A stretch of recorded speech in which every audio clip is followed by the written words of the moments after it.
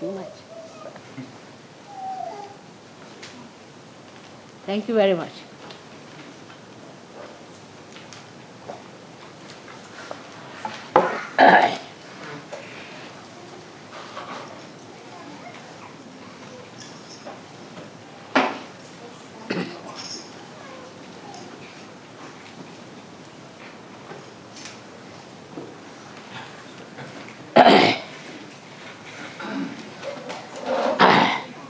Somebody will translate me or? Huh?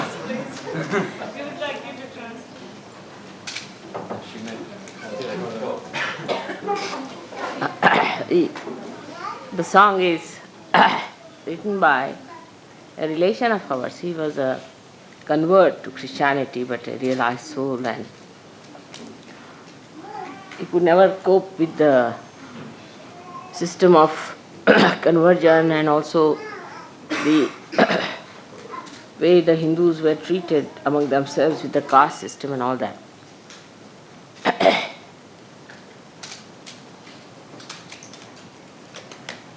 And he's written very good, some of the very good hymns, I should say. This is one of the hymns.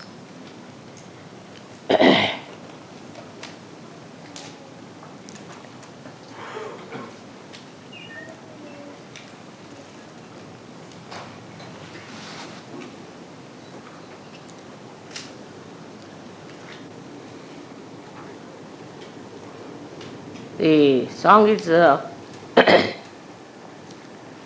something I really always used to sing in my childhood very much. And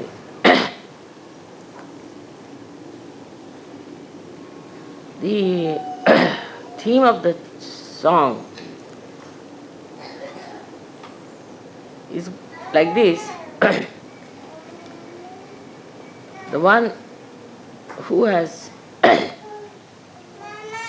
who has got God, or the one who has owned the God, why should he have any fear?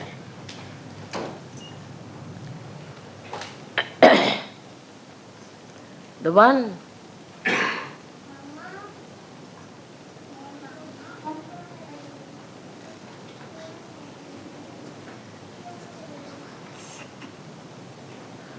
who moves about, or the one who goes about,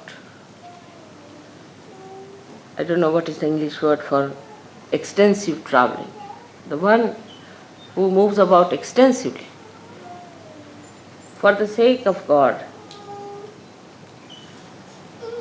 and for doing good to others.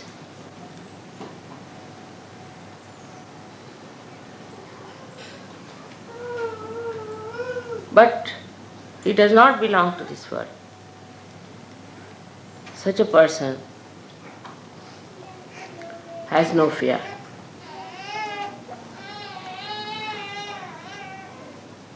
He stands above. The language, Marathi language, you see, is a very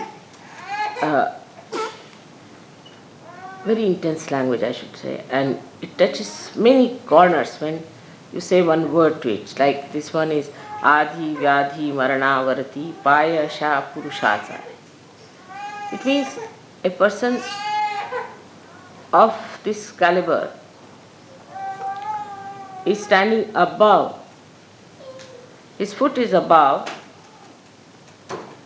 the sickness, the mental problems, and the death itself.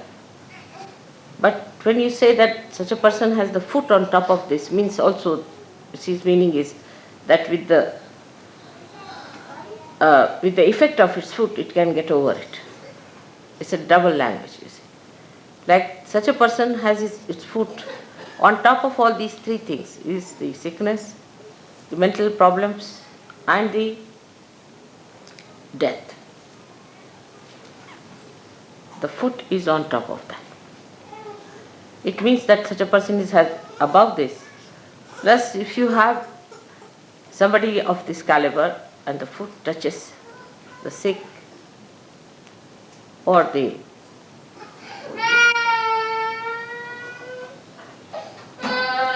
mentally disturbed people or the dead, such a person can raise them higher, can take them out of it. It has a double meaning.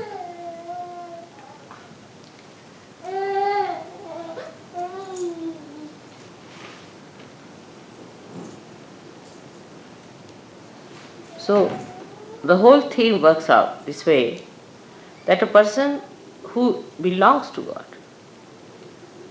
who owns the God, should not have fear, should not get frustrated. I needed it very much today. Because one side, of course, is the joy of seeing so many Sahajogis, real Sahajogis, not artificial disciples or dramatists, but real Sahajogis of very high caliber.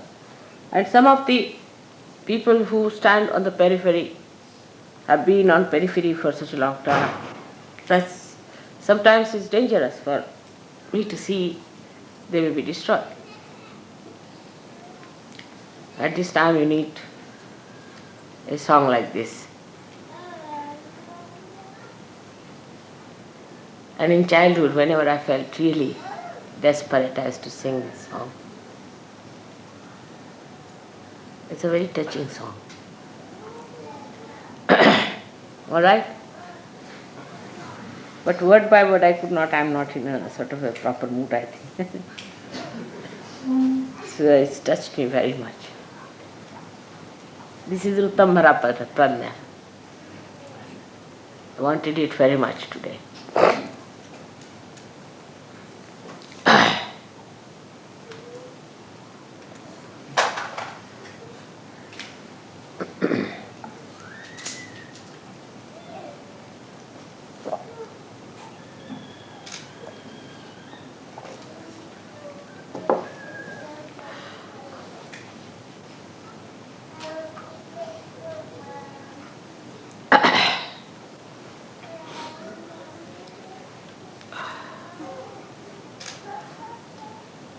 So this morning I was telling you about this new awareness, prajna.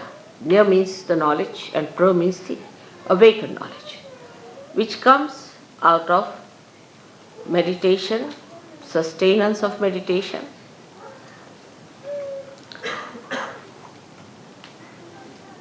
and then the samadhi is the effect of that. It's a kind of a fruit ripening. When this ripens, then you get the taste, the sweetness of character. And then you start seeing around how the nature, the divine, is sweetly playing with you. This state must be achieved. For every Sahajogi, it is important that they must achieve this state. Because unless and until you have minimum achieved this stage, you will be still in a dangerous zone, which, as I told you, upsets me very much. So why everybody must decide to reach a state where you every day see the blessings of God manifesting. That means you have entered into the kingdom of God. This is the kingdom of God, in which we are looked after, protected, guided, and properly taken to the place of heavenly bliss. Through material manifestation, through mental manifestation, through financial manifestation, through relationship manifestation, through so many things. And also the natural manifestation by which you see the sun, the moon, the stars, the heavens, and all the 5 elements help you. This state all of you must achieve. All of you, again the word is all of you should achieve. And then only the higher ascent works out.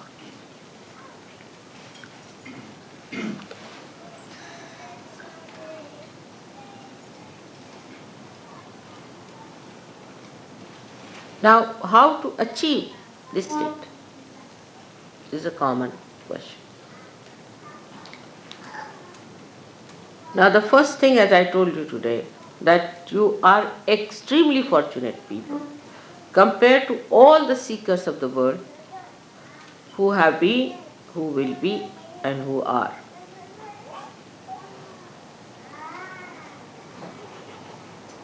Because so many things are which were used by seekers to overcome, you don't have to overcome. For example, they used to meditate, say, on some name of God. And the attention would go on, say, repeating the name of praying to that God or thinking about that God and all that.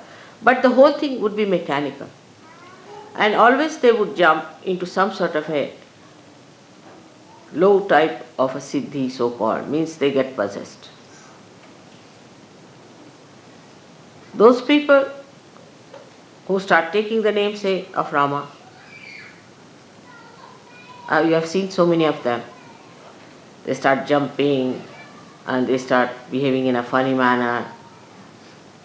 So the attention, instead of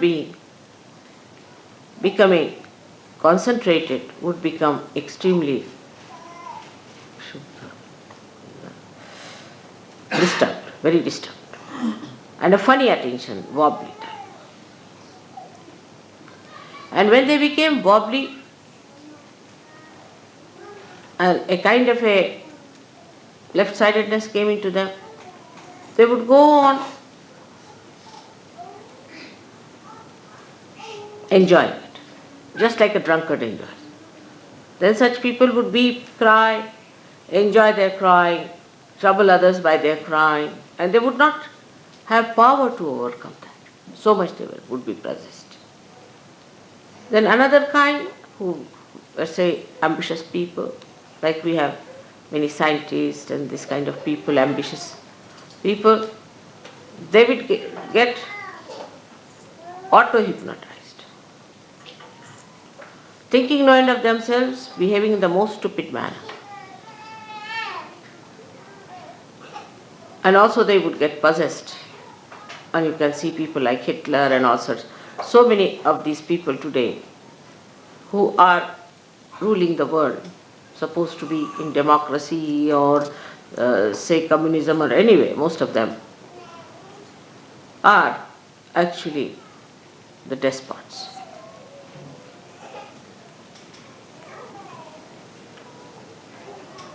And that's why the chaos today. And a theme like nationalistic spirit or something like that they would develop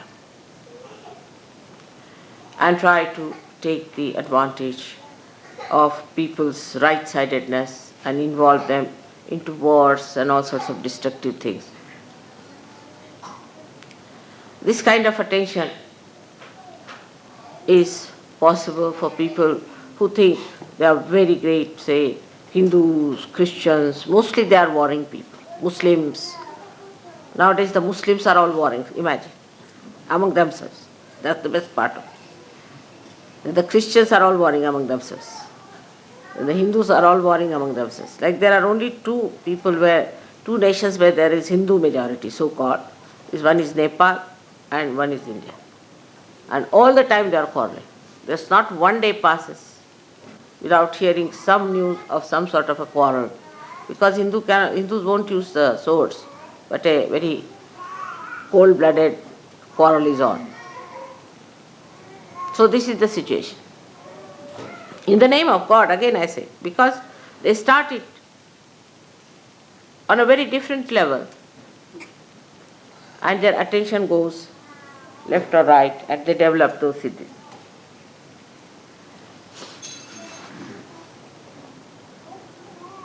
So what have we to do? First of all, by God's grace, as I told you, you all are realized people, so your ascent is made in the center, which is a very, very difficult thing. Absolutely difficult, no doubt. But you should learn to keep in the center. But how to keep the attention in the center is the problem for many people who are still not above themselves.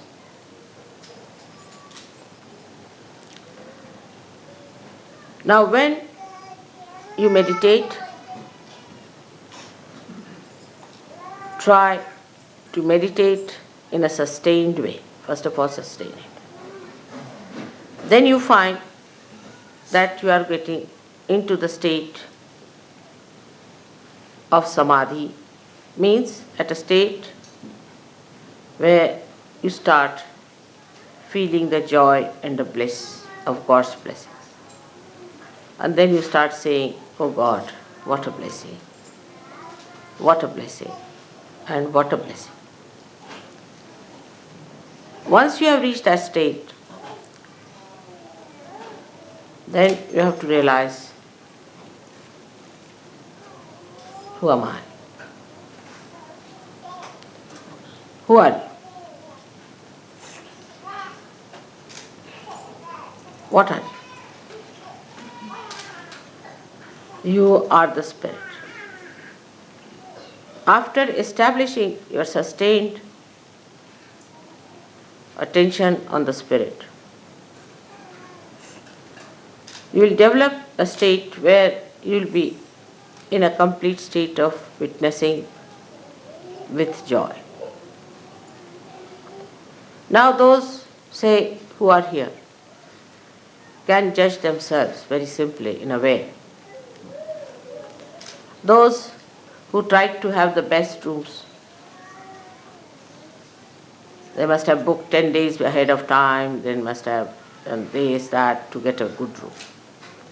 Those who want to have the best food or the best time, try to have position in the mind. Face yourself honestly. Sahaja Yoga is an honest endeavor. The best privacy for themselves. You all should face yourself. Then the husband-wife, they want the privacy to themselves. This is not the time for husband-wife to be together. Or for you to talk loudly and move about and have fun. No, this is meditative time you have come. It's very short time according to me, because people spend thousands of days to establish their meditative mood. But in this speedy life, you have to have intensity to establish. So get into meditative mood. Some people feel that they have come for a proper holiday making and there's no sea here, so how will they have a swim sort of temperament. Those who are not so badly off would be asking for more comfort. I couldn't get food, I should have this, the best to be given to my child, or to my husband, or to my wife, mine. It doesn't matter, for one day, a night, you sleep, boys together and ladies together. If there are children, all right.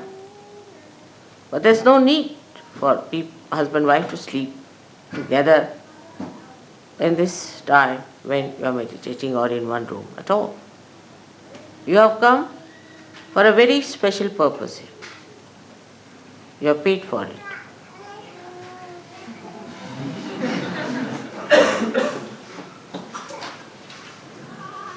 So be meditative. What I find, everybody was talking loudly. I didn't find them in that meditative mood. Everybody was thinking they are enjoying here, very much nice, good. You see. All these ideas are old ideas. The silence must be established within and without. I must say for this, of course Indians they know all that, so I would not say India's qualities. But Australia, I stayed there in all these ashrams.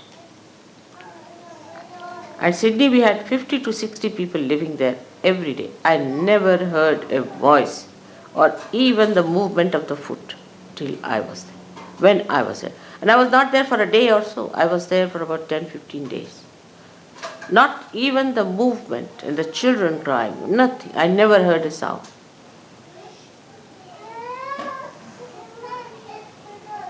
This was one of the ways you can control your attention. That in my presence, what do you speak? What do you say? You must know the protocol part of it. Whom are you talking? You can't make fun. You can't joke. I can joke. You can sometimes smile, all right, or laugh sometimes. But it has to be done with a weight. Whom are you talking to? The reason is, I'm talking to you all this because it's only all this report, all this behavior is going to help you. I'm not going to be helped. I'm not going to be saved. I'm not going to get my realization. It is you who have to gain something out of me. So try to settle your attention with that. I've seen people who stay with me sometimes. Sometimes I deliberately call them to see what the problem is. Some of them who stay with me, I find, become subtler and subtler and subtler and deeper. And some of them start taking advantage, taking liberties, then taking a kind of a course of life which is so mundane and so stupid that I can't understand.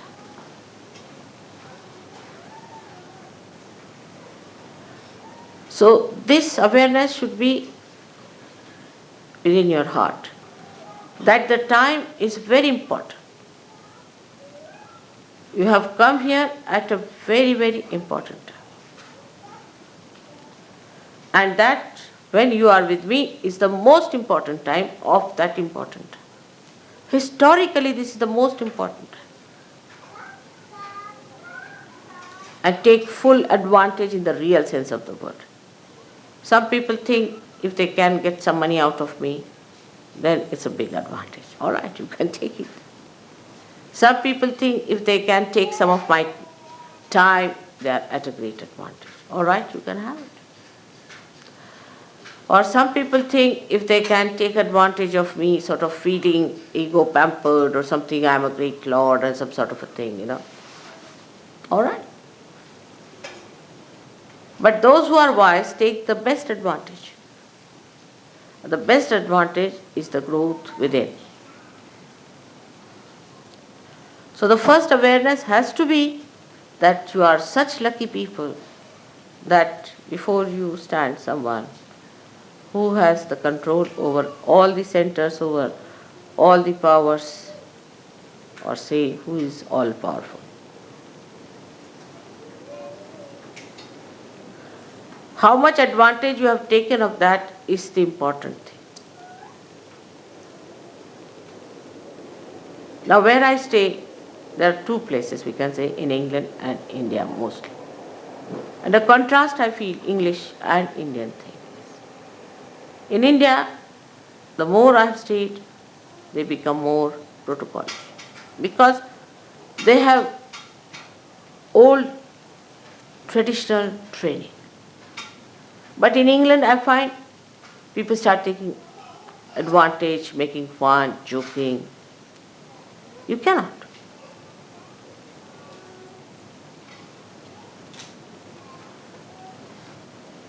You see, it is different to please. But it is different to be frivolous and shallow with somebody so intense. For example, if there's a tin board and you take it under the Niagara Fall, what will happen to the tin board? It won't be able to bear even the slightest shower of that.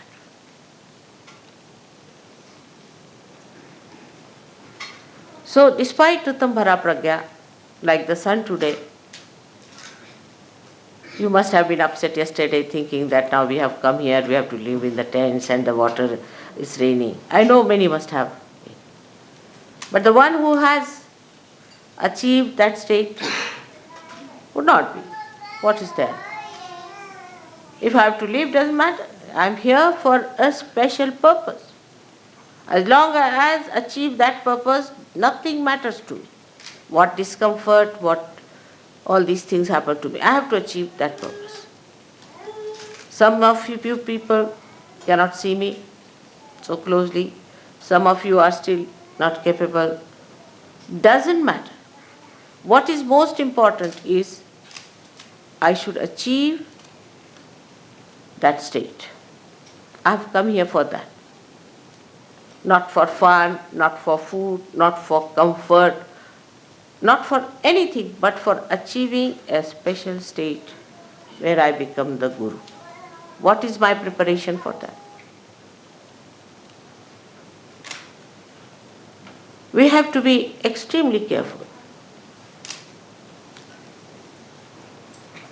because the attention of the divine is not raising you directly. It is a balance. You are all the time in a balance. Remember that. And you have to be extremely careful how far you go with that balance.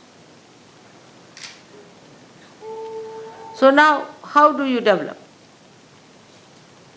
It's all right, don't worry about the sun. I like it.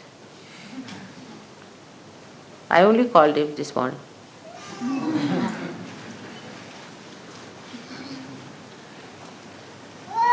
So, how do you manage this attention? Now let us see what are the states of attentions are. Either your attention would be a cunning attention. Anything you see from a cunning angle. Many people develop that in an ego-oriented society. And moreover, if you are sort of possessed by cunning bhoots, then God save you and save others. Like the cunning attention would be that anything you see, you start thinking, what advantage I can take out of this? How much money I can save, you see. It's very, very quick. It would be cheaper this way. If I go by this way, I'll save some time. You see, save pounds, save time, save everything and save your own self. So just to save, you are going on. The attention becomes cunning when you try to save money. Save here, save there, with your own calculations. But if you try to save the money spontaneously, actually there's nothing to be tried, just it happens that you save. But the cunning attention tries all the time to be smart about things. It argues, it gives explanations. Is it better? These days it's such a cheap thing that you go mad, really. Like I had a ticket to go to America. I said, don't give me an expensive ticket, first class, or I'll go buy a cheap ticket. So they gave me a ticket of such a kind that I would never have come back to London, at least for a year. And I would have lost in that American English, I tell you, somewhere. So it's so much I've worked out, this into that. That kind of a horrible attention is useless. Leave it. Forget it. With that saving also, I have not seen anybody becoming rich.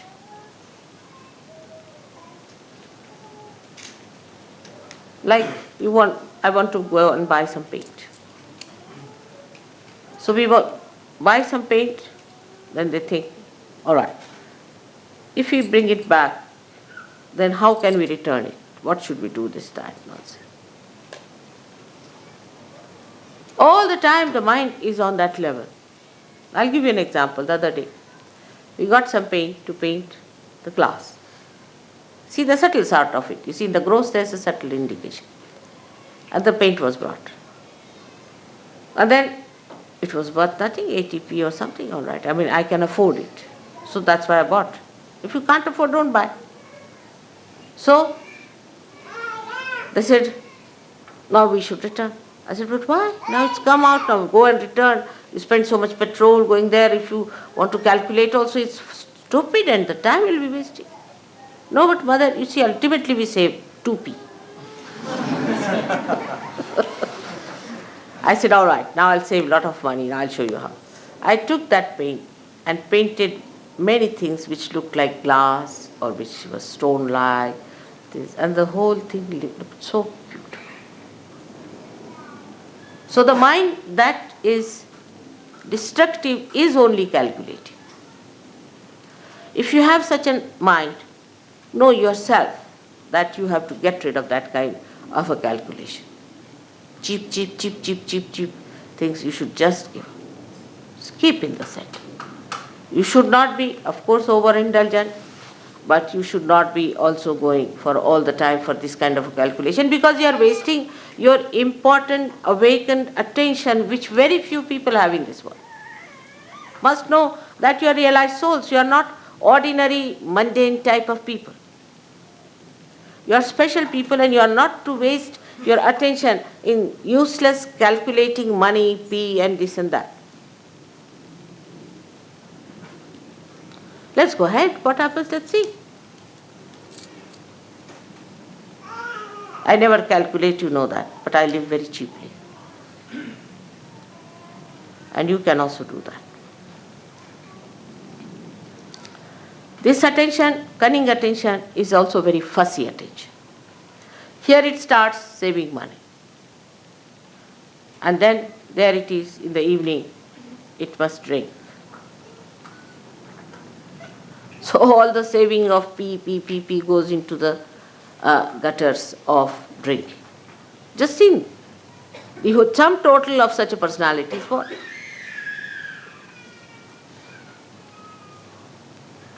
So this mentality has to be controlled, especially for ego-oriented people are extremely calculating, most surprising it is. But the people like Indians who are not calculating are not so rich. They are very generous. They always have money for Sahaja Yoga. I've had never a problem of money with them. Never. Because they are not so calculating. To them, to do for others, not for yourself, but for others. To spend for others. If they have come to our house, all right, open your heart. Now this is the time to spend. Not for drinking and self-indulgence, but for the indulgence of doing for others. That's their practice and tradition. So, in this respect, you have to take to that tradition. Oh, they have come, let's spend now. What can we do?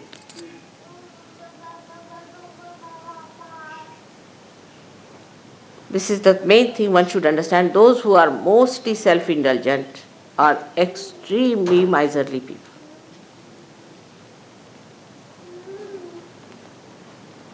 So the attention which is cunning is the worst attention, because you see, cunningness also cheats yourself. It is cunning with you. And you think, oh, I've been smart enough, you see, I've saved 2p. But you have lost your soul. You are no more a Sahaja Yogi.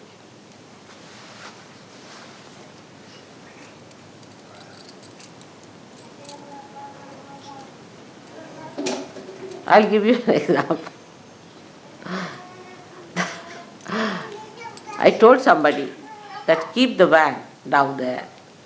Go by train. This van seems to be a horrible van. And there was a lot of, explanation with both the fingers going on like this to me, you see. And I got so fed up with the bombshells coming on me that I said to go ahead. And the thing fell. And the thing got spoilt or whatever it is out of order now. So they had to do what I was telling them. Without the bombshell, if they had listened to me, it would have been all right. So your attention should not be on saving material things and worldly things and all that, but attention itself must be saved.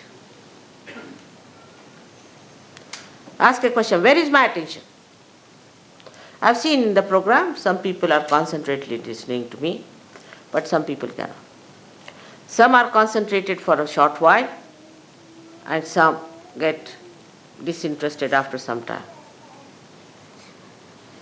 Some are looking there, some are looking there. So how much attention you have saved is the only concern of a Sahaja Yogi. Forget about others. They are all garbage cleaners, you see. Forget about others who are not seeking, who are not of your quality. But you are a quality. Now what do you have to save? For example, somebody is a king. He doesn't bother of 2p being saved. I don't know, Baba, these days. I can't say definitely. They must be also doing that kind of a thing, But what is he bothered? To save his grace, to dignity. But for a Sahaja Yogi, the most important thing is you must save your attention. It's called as Chitta Nirodha. Nirodha, saving of your attention. Where is it going? It's such a precious thing for me. Where is it running? Then how do you save your attention? Is through concentration. Concentrate. Try to concentrate. Don't allow your attention to wobble. Gradually, you will develop concentration. You can watch my photograph. It's the best. Concentrate. Bring it in your heart. Let it be integrated in your heart. You are lucky people. You don't have to build up a photograph and then give it up because it is just a avalambana, means it's just a dependence, and then you remove it. It's a complete dependence for you and a load for me of complete joy. So when you are concentrating in Sahaja Yoga, absolutely fully in Sahaja Yoga, then you are controlling, saving your attention one. This is one type of people. Then the another type of an attention, what we call, are the people who are sort of take a very negative attitude. The first are the positive, so-called positive, who are saving money, saving everything. That is useless. Now the second type are the archbishops of all that is disaster, misery, mishaps. This type of an attention. If you read newspaper every morning, you will have attention like that. All the newspaper people have that kind of an attention, to find where is the disaster. I mean, in a sinister way, they feel happy there's a disaster. I've seen people, oh mother, I came to the seminar, but the problem is, you see, there was no water. The attention is in finding disasters, within and without. What happened? There's a disaster. What happened? I lost a pin.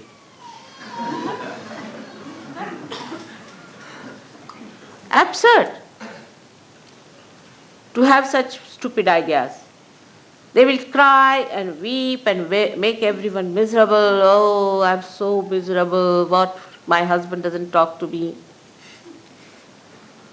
Or my child is not with me. Such people are extremely self-indulgent as far as their relationships are concerned. They make everyone like that. Oh, the person didn't talk to me nicely, he was this way and that way. They feel hurt at the slightest touch.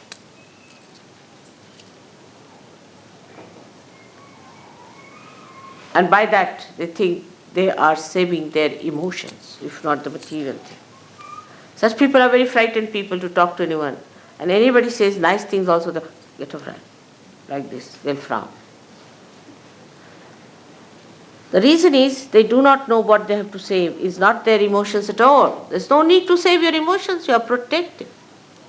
What does it matter if somebody says anything to you? You are above there. Nobody can touch you. You are wasting your attention all the time by trying to save your emotions.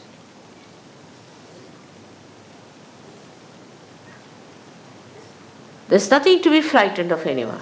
Because somebody is going to say something harsh word, that's why you don't want to do something. Such compromising people, so-called, have not understood Sahaja Yoga. There is no compromise in Sahaja Yoga at all. It is just like a diamond. Diamond will remain a diamond, whatever you do. It's forever and ever.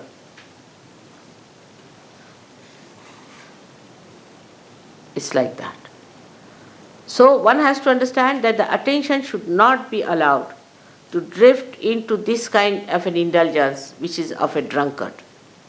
That they are the most miserable people, the drunkards are. Just imagine. They'll be always crying, weeping, and people would think they are very miserable.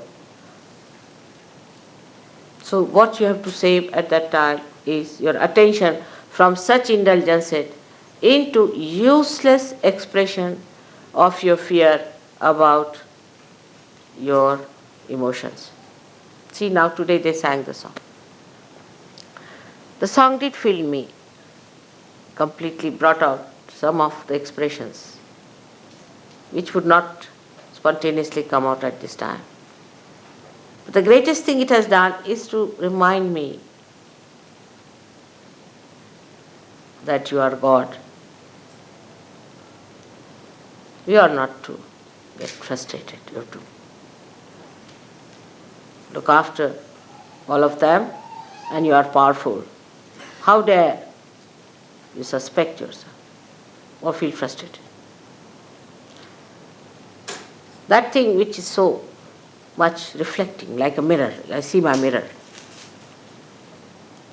In the same way, you should also have your emotional understanding.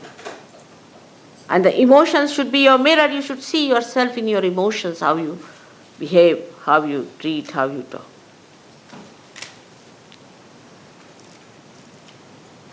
So such people should always keep a mirror and feel elevated. You are a Sahaja-yogi. And the mirror, in the reflection, you should see me and not yourself. Sometimes I get really frustrated with Sahaja-yogis, very much. Then I just stand before the mirror and I say, now, come along. You are the one who has all the powers, who has all the chakras awakened. None of the advents had this. You are the one who has created this world, and you are the one who has to save it. So now get up.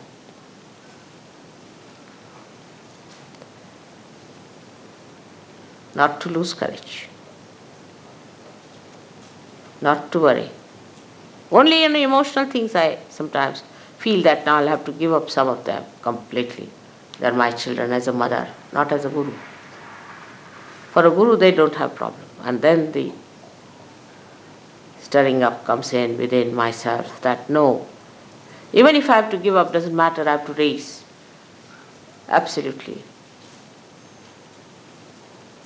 And with that power, it works. So the reflection should be of me, of something that is ideal before you. The one that gives you energy, like this song. And not the reflection of a miserable person. Christ standing before you as in the Sistine Chapel, and not some miserable skeleton, which is even worse than you. So create those images of your mother, which you should see in your emotions, and rise. This is the second type of attention you have to control. The third one is a very horrid, idiotic one. The idiotic one comes from the second type, where the person is emotionally indulging. That is the A of the third. And the B of the third comes from the first type, which is stupid. So we have two types of people. One idiotic and another are stupid. But in Indian language, there's only one word, especially in Marathi, is murkha. They don't, for them both categories are the same, as if the circle meets at the same point.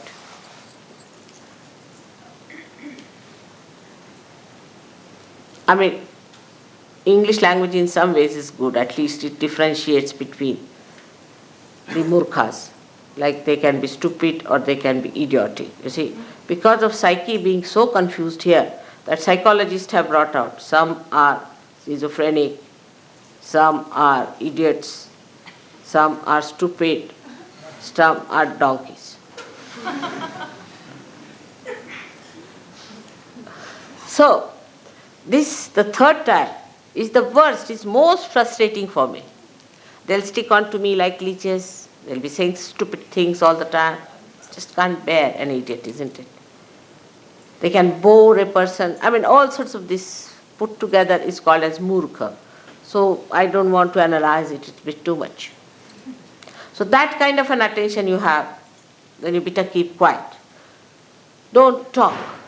Just listen to others what they talk, what they say.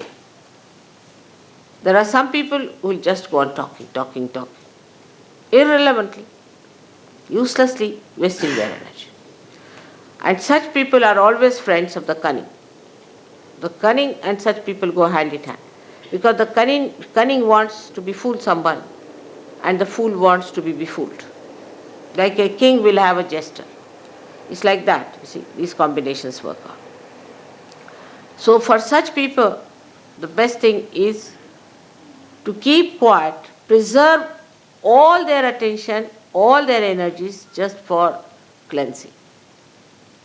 All this idiocy will pass away very soon if you try to preserve yourself. Don't talk. Don't say things which are stupid, which are idiotic.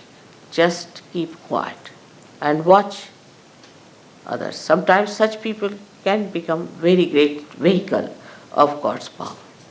But if they do not take to stupidity and idiocy, this is the type of people, three types I would say. But the fourth type are the people who lead a life of concentration. I mean, a person who is working very hard, say in the office, is a very remarkably successful person, and is this and that and that and that and that, is also very concentrated. Somebody who works very well anywhere with a concentrated mind is concentrated. A housewife who looks after her husband and children is very concentrated. And a husband who looks after his family and his things very in a concentrated way. They know how to paint well, they know how to do things, and their hands are deft and they know everything. But such people can have a very immobile attention, very immobile, like plastic. Or you can call it like rubber. At the most, to improve on it, we can say, like some of the things I've seen which you use for damp proofing. See? You just apply it, after some time it's just parched into it. They just can't get out of it. They just can't. They can't enjoy anything. Unless and until you show them a file, you can't talk to them. You see, if you have to talk to such a person, better take a file before you. And before starting, you put the file before. If it is on the file only, they will see. But if you talk, they said, make a file. Very parched. And they cannot enjoy life. There's no mobility. They cannot be creative. They can be creative only as far as their style is concerned, but not the creative of the joy. So that kind of concentration is there. Concentrated effort people put in. Like there are people who are fanatics. They are very concentrated in their effort, extremely. That's how all these religions have spread, like Christianity, Islam, Hinduism and all that, because they had a concentrated effort of fanaticism. Concentrated effort. If you read the letters of Paul in the Bible, you will see the concentration of it. You go there and you go there and establish a church and do this and what have you done. And very organized, very systematic, absolutely moving like a belt on a machine. And they all the time have that after effects of that movement.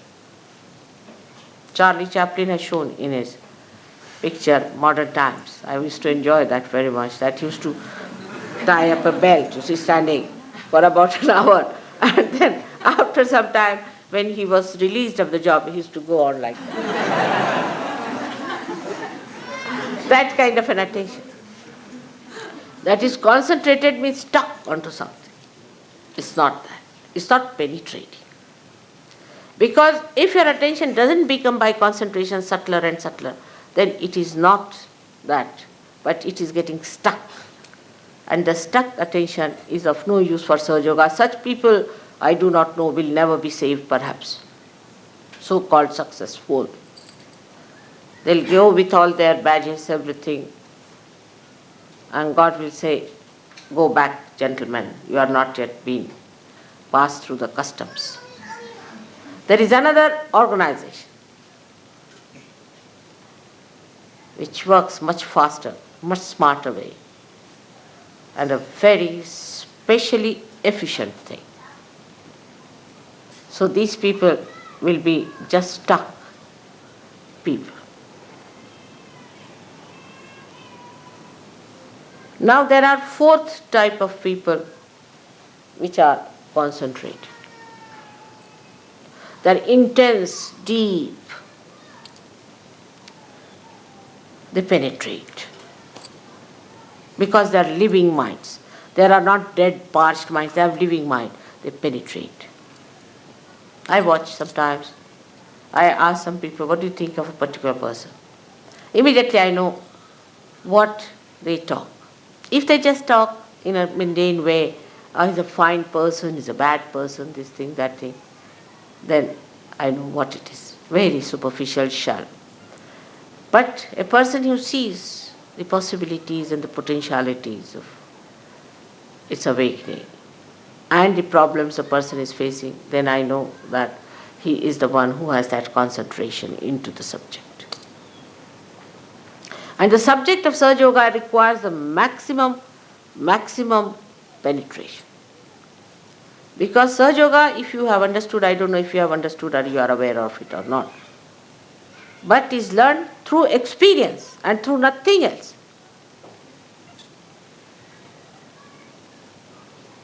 You have to experience and then believe into it. It is not that what I told you is a conditioning on your mind, nothing. You experience it yourself and learn.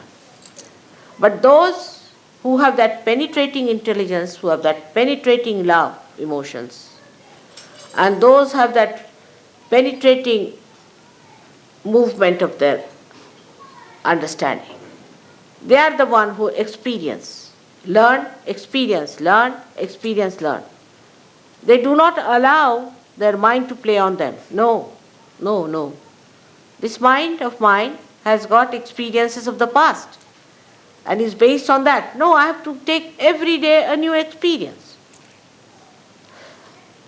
And that experience must be silenced within me, must be sustained within me, must be conditioned within me. Sahaja Yoga experiences are the good conditionings.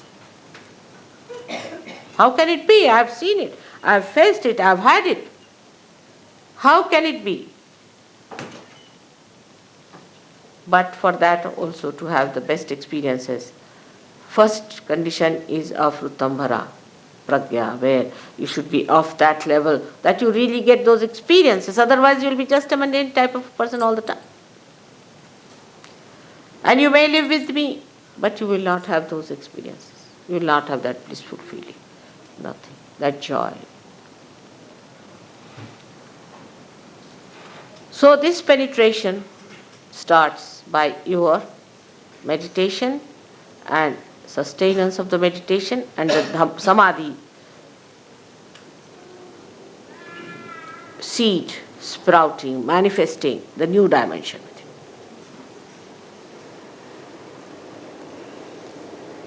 This sort of an attention one has to develop by watching the attention, chitta nivrutti. As you watch your money, as you watch your road when you drive, as you watch your child when it is growing, as you watch the beauty of your wife or the care of your husband, all put together, you watch yourself, your attention. Where is it going? Where is it lagging behind? What is happening to my attention? Such people have no problems. You'll be surprised that such people, when they want to do something, it becomes dynamic. They can work it out. Nobody has any problem. And if there is a problem, which you are facing all the time, and you know that there's something wrong with you. Something is wrong with the instrument.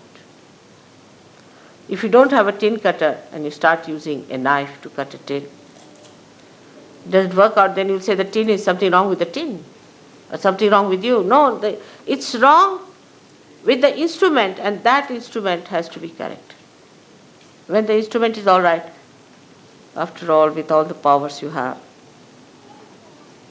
with all the blessings you have, and the source of power behind it, everything should work out. It should work out. You have had experiences of things working out. You have had experiences of many of miracles happening before your eyes. But still the attention has not settled down with those experiences. Still gatanubhavas, means the old experiences continue. Old identifications continue. Still continue with that. And the filth of that is still on your being. Change everything.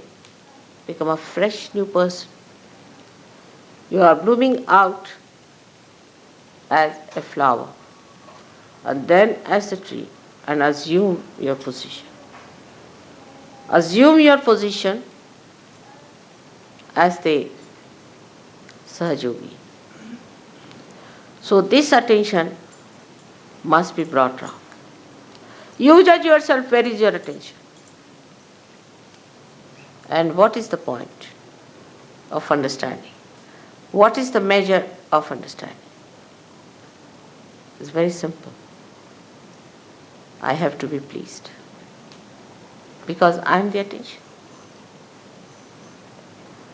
If I am pleased, then you have done the job. But I cannot be pleased by mundane things, by any arguments with that, but only by your assent. So you judge yourself on that. Whether you give me a flower or anything, I am only pleased when the essence of that doing has that height, has that special manifestation. You say, I love you very much, Mother. All right to say. But I must see that love that you are saying or doing has that essence. That gives me joy. It's such a mutual thing between us. You can't imagine. I can't live without you, and you can't live without me. It's so mutual. But from one side, it is absolutely 100% benevolent. Whether I get angry with you, whether I scold you, whether I pamper you, whether I say, don't do that. If I tell you, don't come very close to me, keep away. Anything that I do like that is benevolent to you. And to me, the benevolence is only one, that you should be emancipated, that you should gain something out of me, that you should prosper out of me. Like the Mother Earth feels so elated to see her manifestation into these beautiful green trees. It's like that. She is nothing. We stand on her, we walk on her. Where do we see her? But she sees her in those. It's the same sort of a situation. She's the one who changes all the seasons. Rutambara means the one, the attention which changes the season. Rutu means the seasons. So all the seasons are created by her, just to please us. But what do? To please her. We exhaust her, torture her, take out everything from her, pollute it, do all kinds of nonsensical things. And then she gets angry. The same thing that she is love. In the same love, she becomes angry. And then you have volcanoes and you have earthquakes and all kinds of things happening to you. But of course your mother takes time to get angry. Takes time. That doesn't mean you take time. Look after yourselves. It's very important. Suddenly you will find elevated. Some people will just elevate themselves and others will be completely cut out. So be careful, I am warning. So today is the day, previous day to this 15th day. And the 14th day, one has to become a killer. Killer of all that is ignorance, of all that is stupid, idiotic, all that is cunning, and all that is emotional. Kill that part. Become a Sahaja-yogi tomorrow to receive the blessings. May God bless you.